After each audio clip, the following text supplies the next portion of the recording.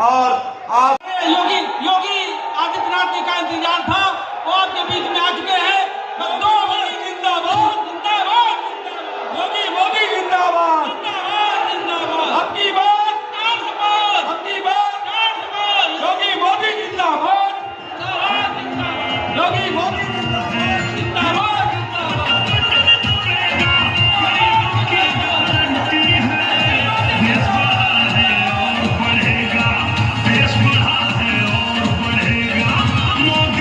पूछना चाहिए, क्या यह सच नहीं है कि जस्टिस रंगनाथ मिश्रा की कमेटी कांग्रेस की सरकार ने गठित की थी और उस कमेटी ने जो रिपोर्ट दी उसके अनुसार अनुसूचित जाति जनजाति के यानी ओबीसी को मिलने वाले 27% आरक्षण को कमेटी ने कहा था कि मुसलमानों को इसमें से एक हिस्सा दे देना चाहिए। वो तो भारतीय जनता पार्टी ने विरोध किया था, तब जाके रुका। फिर उसने प्रयास किया, राजेंद्र सच्चर की अध्यक्षता में एक कमेटी गठित की और उस कमेटी ने रिपोर्ट दी कि क्योंकि धार्मिक आधार पर आरक्षण बाबा साहब भीमराव अंबेडकर ने विरोध किया था, तो इस बार उन्होंने क्या शरारत की थी? इस बार शरारत की थी कि मुसलमानों की कुछ जाति को अनुसूचित जाति में शामिल कर देंगे। भारतीय जनता पार्टी ने इसका भी विरोध किया, कहा था कि अपने गरीब दलितों का, वंचितों का, पिछड़ी जाति के लोगों के हकों पर डकैती डालने की छूट हम कांग्रेस को नहीं देंगे। तब जाके आरक्षण बच पाया था। ये सपा और कांग्रेस के लोग जो बोल रहे हैं ना, ये सफेद झूठ है। सच्चाई यह है, ओबीसी और एससी एसटी के आरक्षण पर सेंध लगाने का काम इन लोगों ने किया था, तो भारतीय जनता पार्टी ने इनको सेंध नहीं लगाने दिया, अन्यथा यह आपका अधिकार मुसलमानों को सौंप देते। ये तो डॉक्टर मनमोहन सिंह जी जब प्रधानमंत्री थे उन्होंने कहा ही था कि देश के संसाधनों पर पहला अधिकार मुसलमानों का है। और आज भी कांग्रेस यही कह रही है, कांग्रेस आज भी कह रही है। यानी श्री राहुल गांधी का बयान आपने पढ़ा होगा, उन्होंने कहा गरीबी एक झटके में हटा देंगे। अरे 65 वर्षों तक देश में शासन किए, तब तो कुछ किए नहीं, और आज एक झटके में कैसे हटा देंगे? एक पत्रकार ने जब उनसे प्रश्न किया तो इन्होंने कहा कि एक झटके में हटा देंगे, कहा इसके लिए क्या करेंगे? उसने कहा हर नागरिक की संपत्ति का सर्वे करवाएंगे और फिर उसमें विरासत टैक्स लगा देंगे। विरासत टैक्स का मतलब आप जानते हैं ना, आपके बाप दादों ने जो संपत्ति बनाई है उस संपत्ति में से आधा हिस्सा कांग्रेस और सपा के गुंडे जबरदस्ती ले लेंगे। क्या आप इसको स्वीकार करेंगे? क्या स्वीकार करेंगे? क्या अरे खून पसीना आपके पूर्वजों का, और उसको हड़पने का काम एक कांग्रेसी लोग करेंगे। क्या आप इसको स्वीकार करेंगे? क्या बहनों और भाइयों, ये तो भारतीय जनता पार्टी की सरकार है। आज आपको सुरक्षा है। इससे पहले 3 चरण पूरे हुए, 285 लोकसभा सीटों पर मतदान हुआ है और आज 96 और सीटों पर मतदान होगा। पूरे देश के अंदर तीसरे चरण तक जो मोदी लहर थी, अब चौथे चरण में वह सुनामी बनने की ओर अग्रसर है। कारण है पूरे देश से एक ही स्वर गूंज रहा है और वह है कि फिर एक बार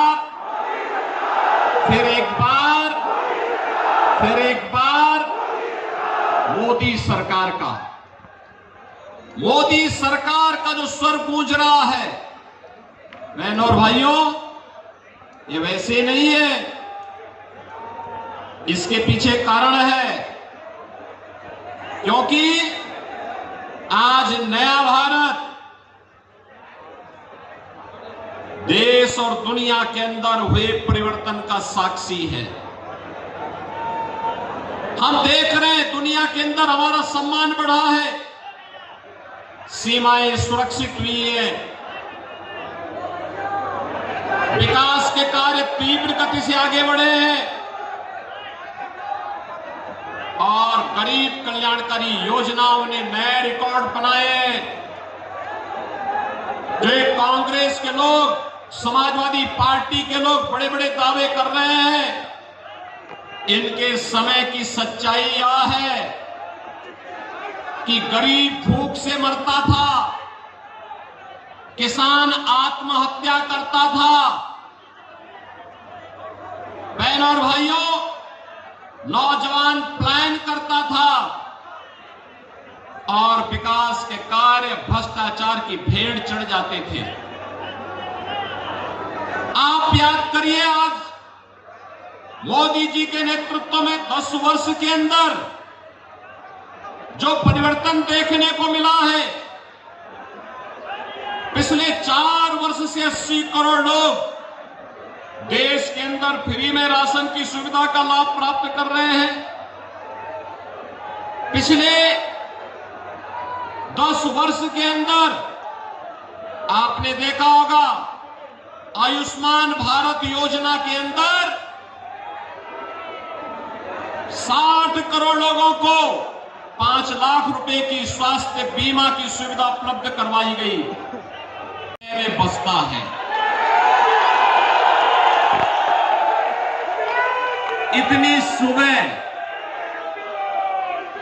इतनी सुबह आपकी उपस्थिति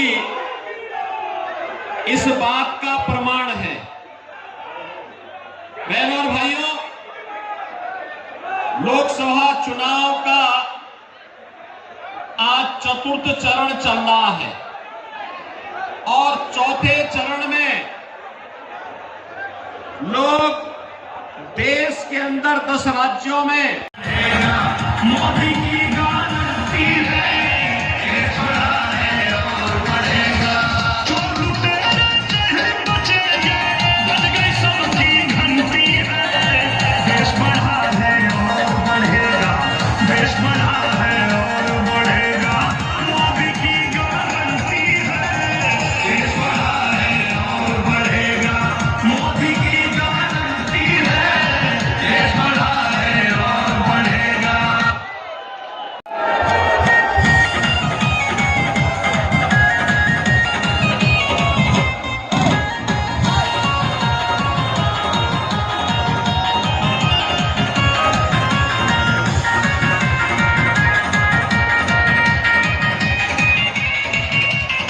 सत्ता को सेवा का साधन जिसने केवल माना है।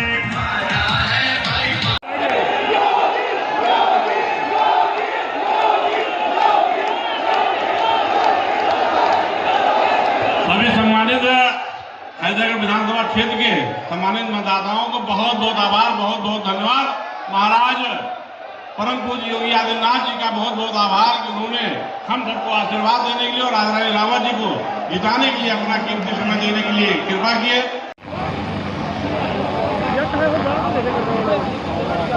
नीचे ऊपर का हवा दिया ना, तिरछा वो नीचे ऊपर।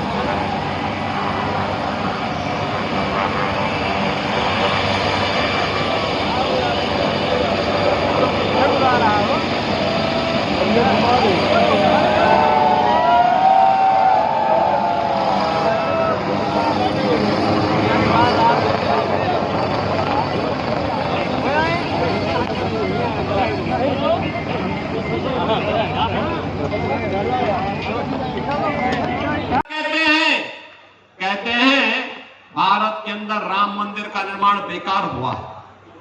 इस समाजवादी पार्टी का महासचिव भी यही कहता है, कहता राम मंदिर का निर्माण बेकार हुआ। जब इनकी सरकारें थी तब क्या कहते थे? कोई कहता था परिंदा भी पर नहीं मार सकता, कोई कहते थे राम हुए ही नहीं। बहनों और भाइयों, हिंदू आस्था के साथ खिलवाड़ करना ये कांग्रेस और समाजवादी पार्टी की हमेशा से यही उनके कारनामे रहे हैं। और इसीलिए जो राम भक्तों पर गोली चलाते थे, क्या उनसे आप ये उम्मीद करते हैं कि राम मंदिर का निर्माण करते हुए वक्त ये तो राम भक्तों पर गोली चलाने वाले लोग हैं। एक और राम भक्तों पर गोली चलाते थे और दूसरी तरफ आतंकवादियों पर दायर मुकदमों को भी वापस लेते थे। और इसलिए बहनों और भाइयों, आज हम सब आपके पास आए हैं। पूरा चुनाव अगर आप देखेंगे तो पूरा चुनाव राम भक्तों और रामद्रोहियों के बीच में जा चुका है। आप मुझे बताओ, क्या रामद्रोही को हमारा वोट जाएगा क्या? जाना चाहिए क्या? हमने तो राम उन लोगों को भी मकान की सुविधा उपलब्ध कराएंगे, एक मकान उपलब्ध करवाएंगे।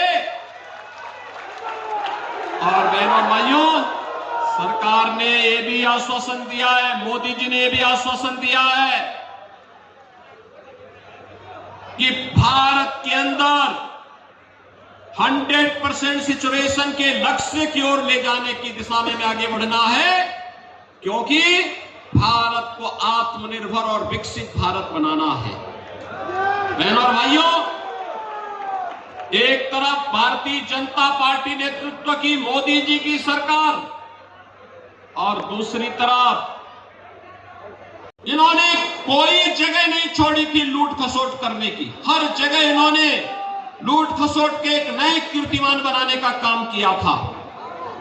बहनों और भाइयों, आज इसीलिए मैं आपके पास बाराबंकी में आया हूं, बाराबंकी लोकसभा सीट पर आया हूं आपसे कहने के लिए कि भारतीय जनता पार्टी आज देश के अंदर सम्मान भी दिलाने का काम कर रही है, सुरक्षा भी दिलाने का काम कर रही है। विकास के बड़े बड़े कार्य, हाईवे, रेलवे, मेट्रो, एक्सप्रेसवे, हर घर नल की योजना, 1 डिस्ट्रिक्ट 1 मेडिकल कॉलेज, और यही नहीं, AIIMS, IIT, IIM, IIIT, NIT जैसे संस्थान भी बनाने का काम कर रही है। और इस सब से बढ़कर के बहनों और भाइयों, विकास है तो विरासत को भी संजोने का काम भारतीय जनता पार्टी कर रही है। आप मुझे बताइए, भारत के यशस्वी प्रधानमंत्री जी ने इस आपकी बेटी और आपकी एक बहू को, आपकी बहन को कमल वाला निशान देकर आपके पास भेजा है। मैं आप सबसे हाथ जोड़कर निवेदन करती हूँ कि आने वाली 20 मई को कमल वाला बटन दबाकर इस राजरानी रावत को, माननीय भारत के यशस्वी प्रधानमंत्री जी के हाथों को मजबूत करने के लिए मैं आप सबसे आग्रह करती हूँ, निवेदन करती हूँ कि अपने बूथ पर भारी से भारी बहुमत वोट डलवाकर, भारी बहुमत से जिताकर माननीय मुख्यमंत्री जी को प्रणाम करते हुए अपनी बात करता हूँ। भारत माता की जय।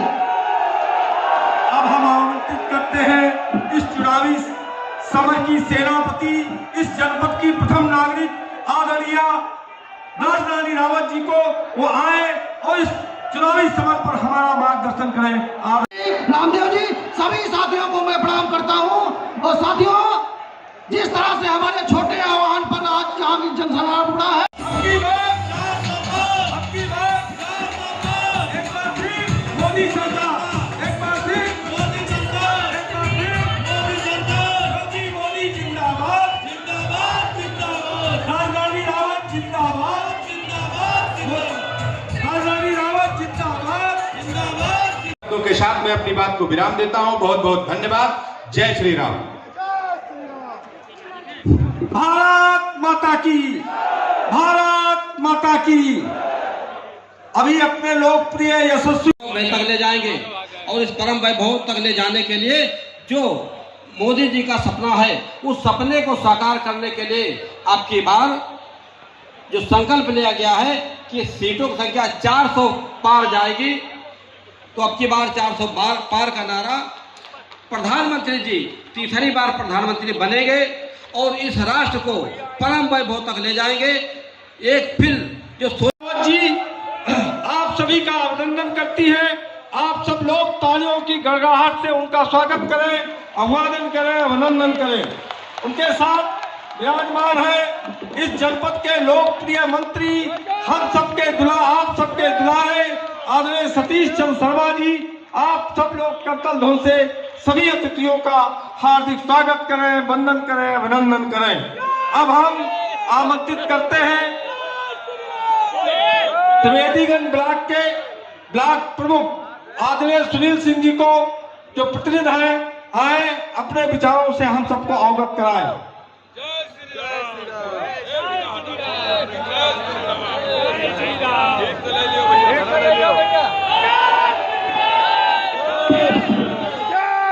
एक बार आप सभी अपनी उपस्थिति का एहसास कराते हुए जोरदार तरीके से भारत माता का जय घोष करें। भारत माता की, भारत माता की, भारत